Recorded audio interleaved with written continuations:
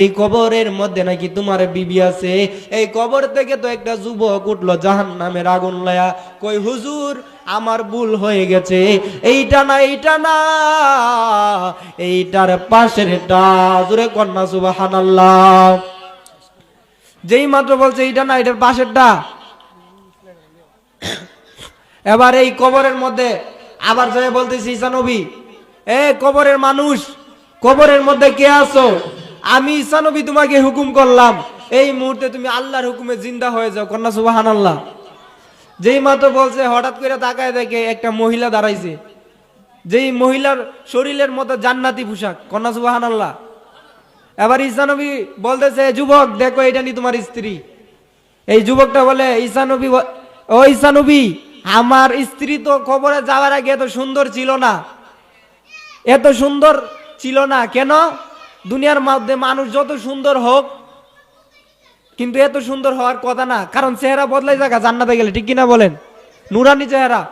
এবার বলতেছে ঈসা নবী এটা যদি আমার বউ হইতো তাহলে তো আমি চিনতে পারতেছি না। এবার বলতেছে এই মহিলাটা জিগাইলো তুমি কে?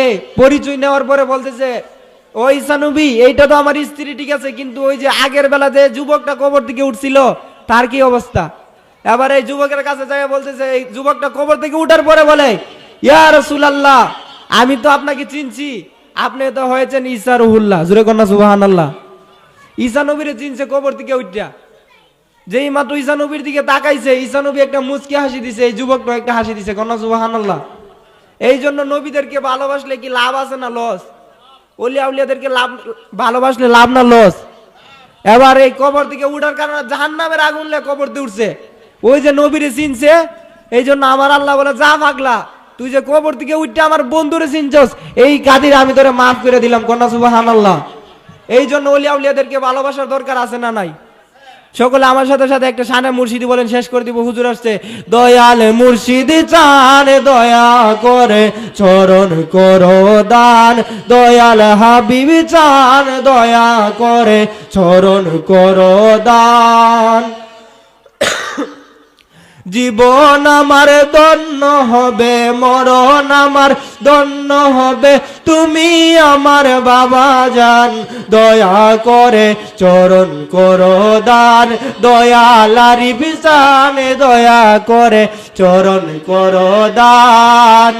আমাদের গুনাহ বেশি যাওয়ার কোনো জায়গা নাই, কি করিব কোথায় যাব চরণেতে দিওটাই। কোন সুবহানাল্লাহ। আমাদের গুনাহ বেশি যাওয়ার কোনো জায়গা নাই, কি করিব কোথায় যাব চরণেতে দিওটাই। আমারই অপমান হলে আমারই বদনাম হইলে তোমার কি বাজবে সম্মান, দয়া করে চরণ করো দান, দয়াল নুরুজ্জামান চান দয়া করে চরণ করো দান। জীবন আমার ধন্য হবে, মরণ আমার ধন্য হবে, তুমি আমার বাবা জান দয়া করে চরণ করো দান। কোন মারহাবা। সকলে আমার জন্য দোয়া করবেন, আল্লাহ যেন আমাদেরকে সুন্নিয়তের খেদমত করার তৌফিক দান করে, এবং এই বাংলাদেশের মধ্যে আমাদেরকে আল্লাহ যেন বিভিন্ন জায়গার মধ্যে যাওয়ার পথে, এই বাবা এখন কুয়াশার কারণে রাস্তার মধ্যে প্রচুর অ্যাক্সিডেন্ট হইতেছে, আমরা রাত্রেবেলা আসা যাওয়া করি, এজন্য সকলে আমাদের জন্য দোয়া করবেন, আল্লাহ যেন আমাদেরকে সুন্নিয়তের খেদমত করার তৌফিক দান করে। এই বলে আমি আমার অসমাপ্ত আলোচনা এখানে সমাপ্ত করছি। ওয়া আখিরু দাওয়ানা আলহামদুলিল্লাহি রাব্বিল